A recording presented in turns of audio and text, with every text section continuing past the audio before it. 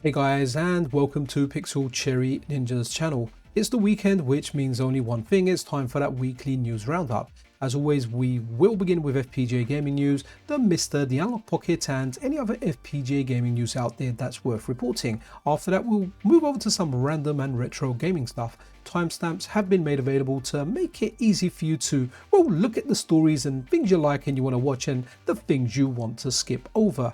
If you wish to further support the channel, then just liking and subscribing. I do have a Patreon set up, so definitely check that out. And don't forget to check out the sponsor of the weekly news show, MiSTer Add-ons, an absolutely awesome family-run store with lots and lots of MiSTer related stuff. And finally guys, before we get into the video, don't forget to check out London's best arcade, Free Play City, an absolutely awesome place to hang out.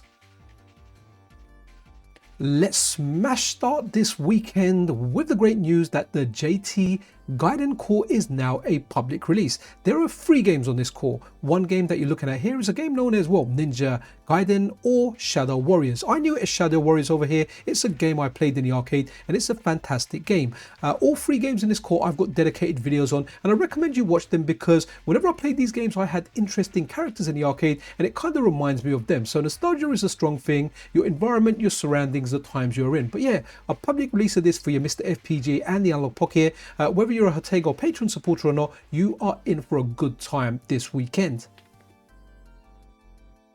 The second game in the JT Gaiden core is this game here. I know it by 2 names. One name is Wild Fang, and whenever I say Wild Fang, I feel like saying or following it with "You Make My Heart Sang." Okay, I'll show myself out. Actually, I better not do that because I need to do the rest of the video. And the other name, apart from Wild Fang, is a name Tecmo 9, and that is what I knew this game by. I never really played it in the arcade.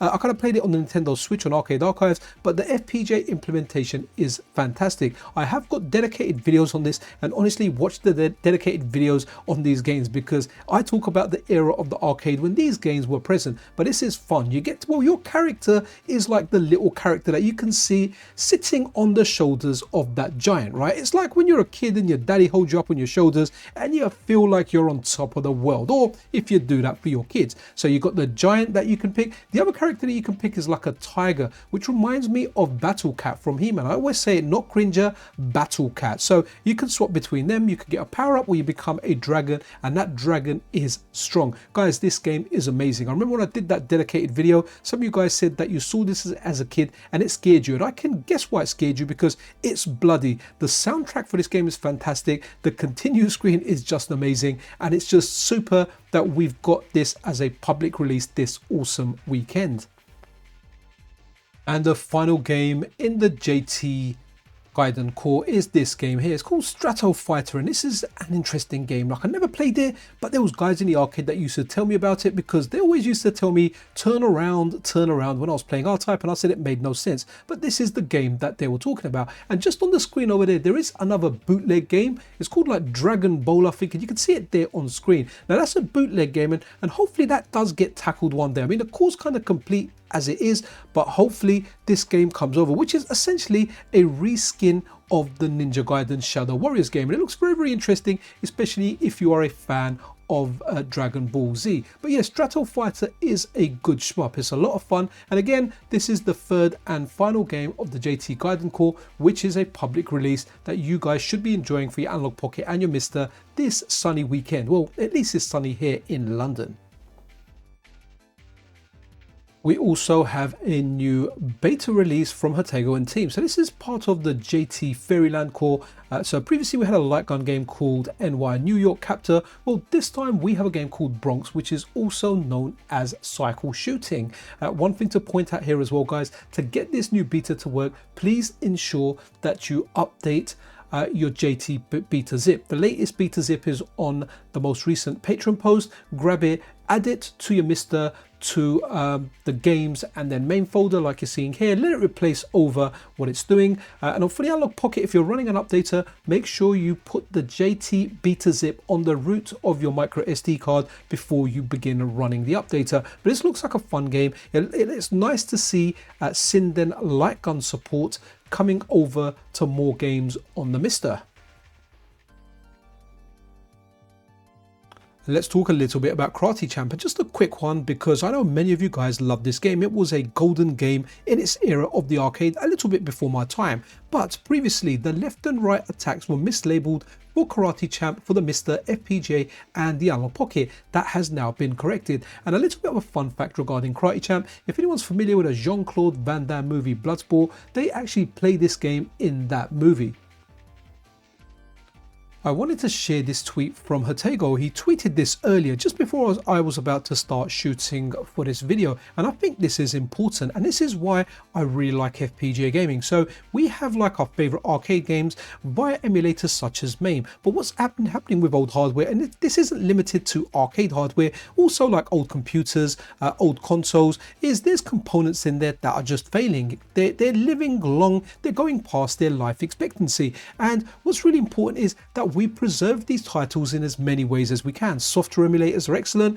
FPGA cores are super duper. So Hatego and team are working on Rolling Thunder 1, and what's really interesting is here they're talking about Rolling Thunder 2. So hopefully one of these Fridays or one of these JT Fridays, we'll see the release of part 1, but hopefully we'll get part 2 later. But Hatego here says, each time I connect an arcade PCB I have not used in a while, it does not work. This old hardware is beyond its life expectancy and requires loving maintenance. The PCB in the picture is Rolling Thunder 2. So that's very, very interesting because these things are old, and like most old things, eventually they are going to die. So that's why I'm always really excited to be in FPGA gaming, and I get excited when I see these cores because I think this is the original way, or the best way to play them, bar original hardware. So yeah, the more the merrier. As we speak about SINDEN light gun, what's really, really cool over here is a buddy of mine from Chris's Retro Gaming, the YouTube channel, also known as Terminator 2K2. He's actually put together a tutorial. It's actually available both on his channel and my channel. So he's done the entire video, the whole process, how you get the SINDEN light gun up and running on your MiSTer FPGA. So you can enjoy it on cores like the Super Nintendo core, the Nintendo core, as well as the compatible JT cores like NY Captor and the most recent Bronx. So check that out. Here you go. This is on Chris's video, and I've also got it on my channel. So whichever way you find it, go and watch it. I'll leave links to both videos, but honestly, they're exactly the same video. But I know many people have a SINDEN light gun, they have a MiSTer, but they find the setup process quite cumbersome. Well, Terminator 2K2 has got your back. He has made the process easy. Just watch and follow. An interesting tweet here from Random Monk 3. So for the past year, Random Monk 3 has been working pretty much solidly on the Analogue Pocket's Analogizer. So recently they put a tweet out saying they want to get back to core development by saying that Zane Selena, their MiSTer core of Zane Selena, is something they are going to port over to the Analogue Pocket. So something to look forward to over there. But what's really interesting here is in this tweet, it says new project on the way. I have no idea what it is. This is the picture that they shared. If you know what it is, or you think you know what it is, or if you want to take a guess, then do that in the comment section below. But Random Monk 3's work is top notch, whether it's a core or whether it's like a hardware project like the Analogizer that they worked on. So something to look forward to. Really interesting here. So the Game Boy Advance core for the MiSTer FPGA, which for the record I think is a fantastic core. Well, the developer that brought us that core, Robert Pape, you may better know him for like the PlayStation and the Nintendo 64, but guess what? They brought us the Game Boy Advance core as well. Yes, that excellent core where you can play 2 players on your MiSTer simultaneously. Honestly, it is a work of genius art. But what's interesting about this core is it's going to be more cycle accurate because the developer has found some stuff or some techniques that he can use in order to make the core more accurate. Now, this doesn't mean the old core is going to get phased out, because the old core has features like fast forward, turbo, rewind and high res rendering. That is gone forever in this version of the core. However, you can have both there. So you can choose, do you want the more cycle accurate one, or do you want the other one with all the extra bells and whistles? Choices are absolutely excellent. And for the record, when I played the original core, the one that's available right now, it's fantastic. But if you do want to test this core out and you want to get involved in the testing, because there are some bugs in there, some games do crash. I tried it on 3 different MiSTers, and on 2 of them a lot of games crashed, and on 1 of them everything just performed better. So yeah, get involved in the testing. It's always fun, and Robert Pape is an excellent developer, so it's going to be fun testing this core and watching the development journey. the Atari Jaguar. It's a system that many people like. It's not something that I kind of like growing up, but man, everything has its fans. But I have to say, trying this core out, it was a lot of fun testing stuff out on this. So the core has been updated, or should I really say the core has been rewritten by Kitrinks, and this time it uses the 68,000 implementation that was done by Nuki KT. If you're unfamiliar who Nuki KT is, they've done some excellent reverse engineering work, including stuff for the Mega Drive.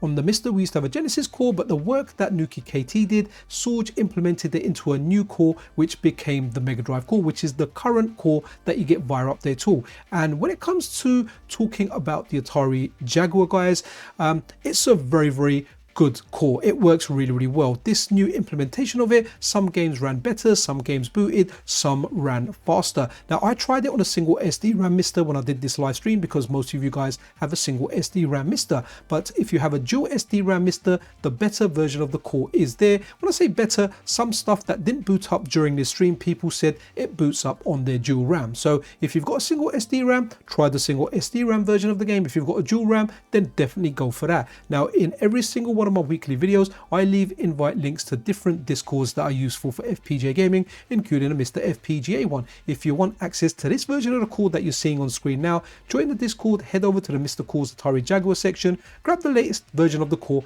and try it out for yourself. But we're making excellent headway in Atari Jaguar implementation on the MiSTer FPGA, and honestly, it's just becoming better and better. At one point, people would have thought this was impossible. The impossible is now possible. Atari Jaguar is there for you to play, go and enjoy.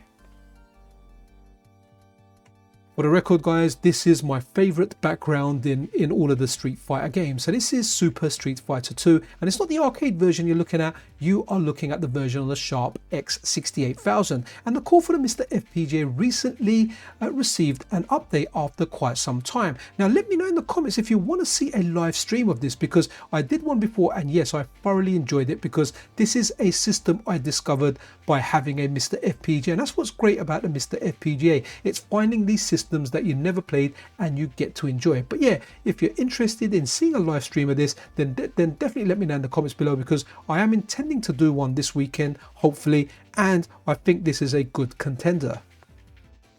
In this section of the video, I like big butts and I cannot lie. Okay, stop that, Pixel. Sorry, whatever I kind of say I like, that kind of comes to my head, because I kind of remember seeing that in Beavis and Butthead. Anyway, back on point, I'm going to a point. In this section of the video, it's not a sponsored section of the video, but when I spot something that's happening within the community and I think it's exceedingly good value, which in this case I do think it is, I like bringing it to your attention, and at the same time the person providing this service gets a little bit of a plug, so it's a win-win. This time I'm featuring GOG UK, Grumpy Old Gamer UK, because some of the items that they're making and providing. Now, you extra profit from this if you're in the UK, because you won't have to pay hefty delivery or like import tariffs and whatnot. So the main reason I got drawn to this was because this one here, Willacom MiSTer FPGA PC Arcade Spinner Controller, and it's a USB type. And the reason I'm looking at this, because I saw one recently, I can't exactly remember where I saw it,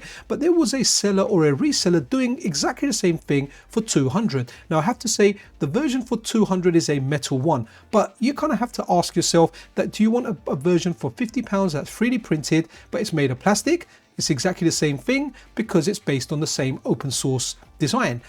Or do you want to pay like £200 and get a metal one, or £50 for a plastic one? So I guess it depends on you. If you want that super premium feel and you're happy to pay 200, go with that. If you're happy to pay £50 and you're happy with this, then go with that. And this is where I think it's really, really good value, because hey guys, everyone knows Pixel's a cheapskate, and if I was buying one, I'd be buying this one over here for $49.99.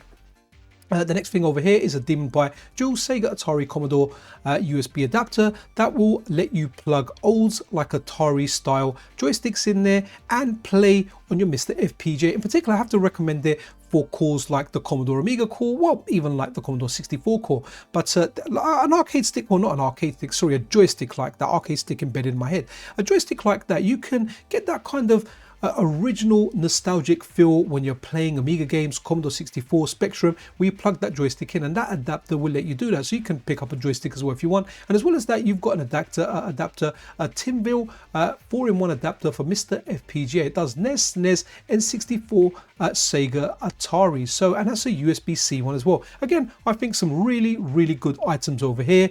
I'll leave a link to this Ko-fi shop in the description, and you can see all the items are down there if you do want to check one out for yourself. One of the most excellent FPGA core developers out there, Rahim, who recently brought us like some Konami titles, some Konami shmups like Twin Bee and Salamander. Well, over here in their latest public Patreon post, they are saying they are looking for DECO cassette parts. And I'm going to read it out here. Hi, I'm looking for the RMS-free board among the PCBs that comprise a big DECO cassette system stack. If MiSTer FPGA community sees this tweet, or in this case this Patreon post, I would appreciate if you could help me find the board. I'm not tracing PCB now, but having it available in the future would be nice. And the board looks exactly like the attached photo.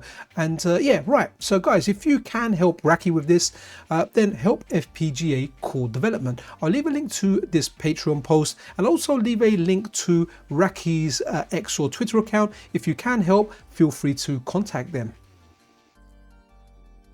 Let's talk a little bit about Zaparoo and this release over here. So Zaparoo Core version 2.2.0 release. So Wizzo here posts, Zaparoo Core 2.2.0 is now available. This release includes many features like new MiSTer core support, new UI, and added capabilities of Zap script. Enjoy. My favorite part of this release is all the people that have contributed to it. Thank you to Astra, Boss Righteous. Boss Righteous is the person that kind of put that front end together for the MiSTer FPGA, kind of using Groovy MAME. That was excellent. You guys like that. Another shout out to Davasi, MiSTer, Krista, and a special thanks to GDA Moore of the Go T-Cell library, who implemented an option just for us to support the new TUI.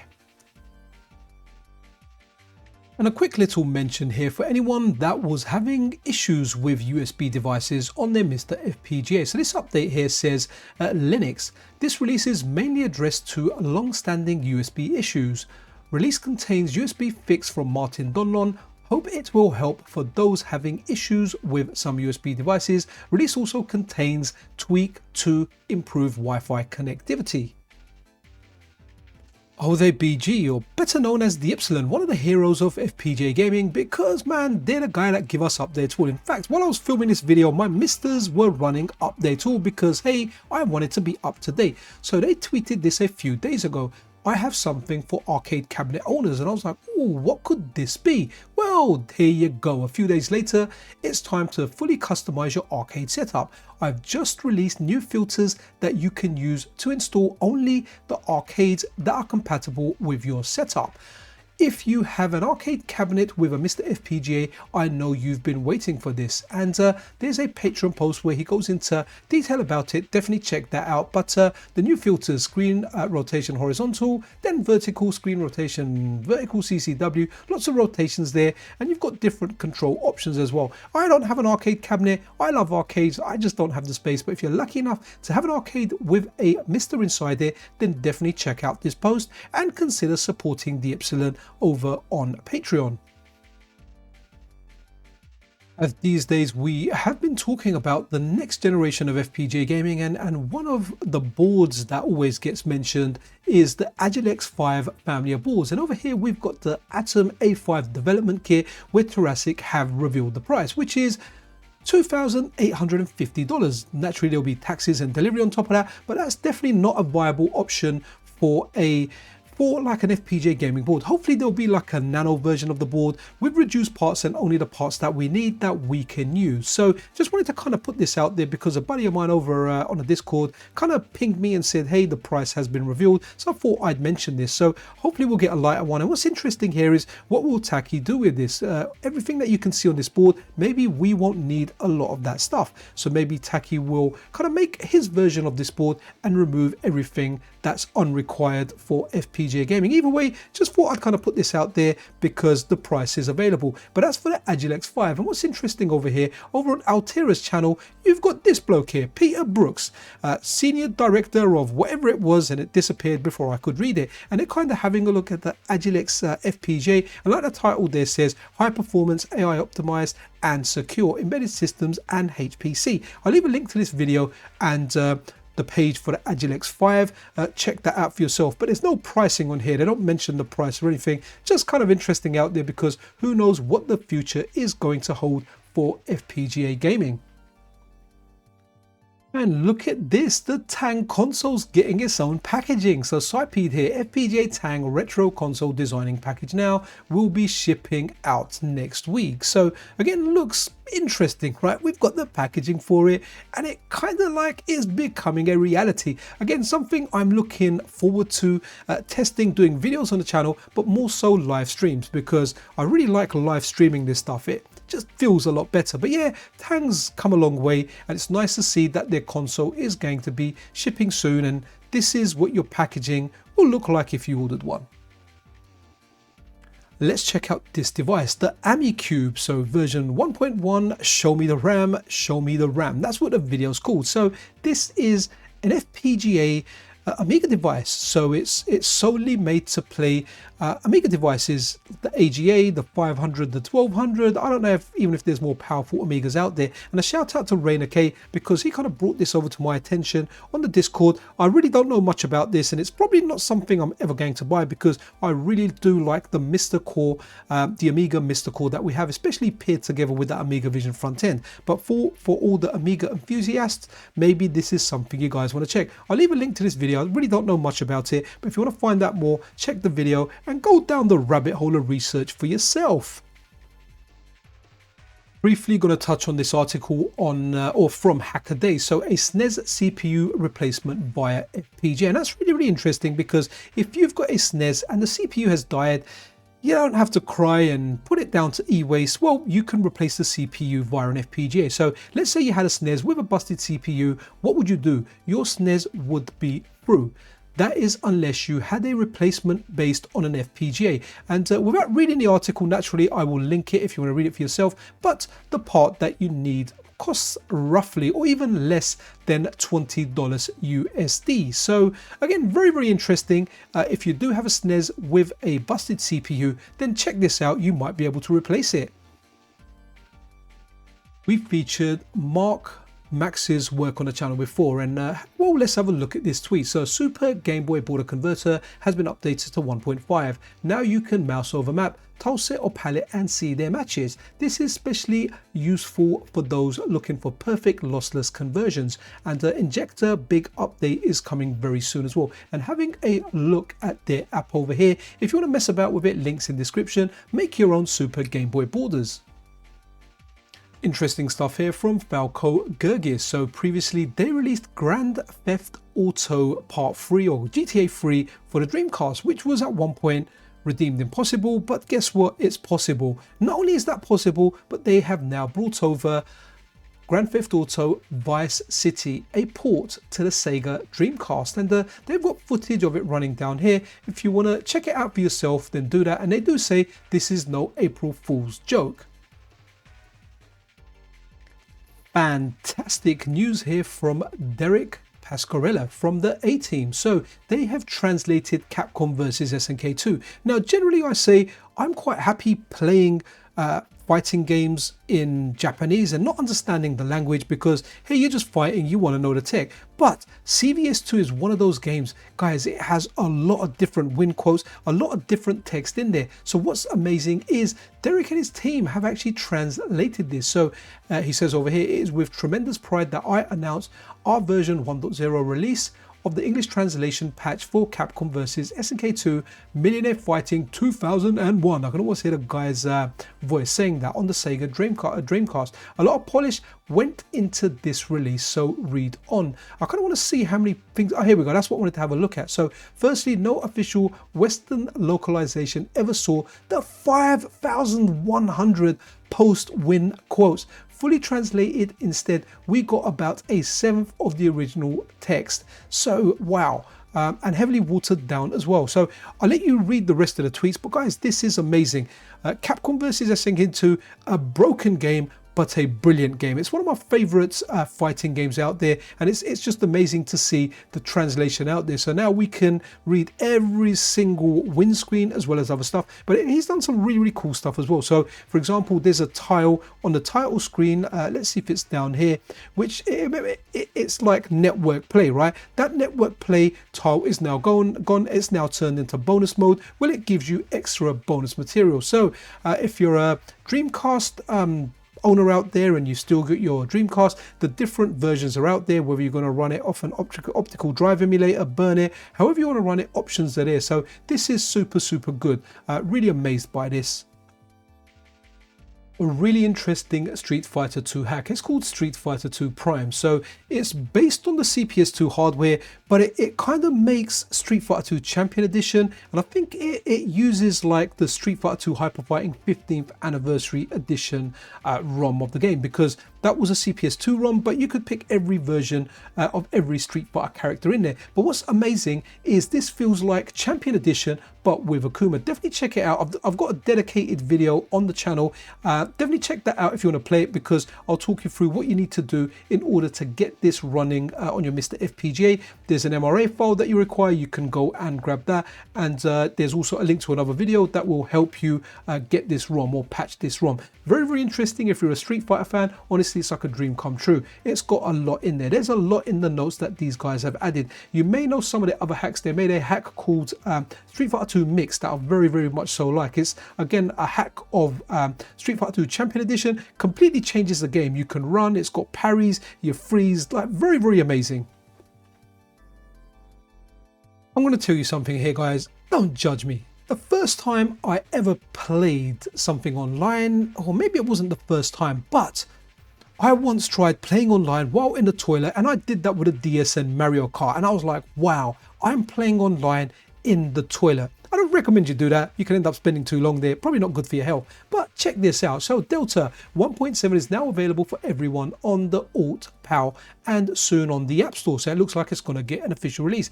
This is a huge update with lots of exciting new features, including online multiplayer for Nintendo DS games. Download now, play with friends around the world. And I'm pretty sure, like either further down or somewhere, I saw that yes, you can actually play against people with actual DSs as well. So this is super interesting, man. I mean, I'm an Android guy, I'm not an iPhone guy, but hey man, like this kind of stuff. If you can get this on your iPhone, you can play DS, not just play DS, but you can play online with other people.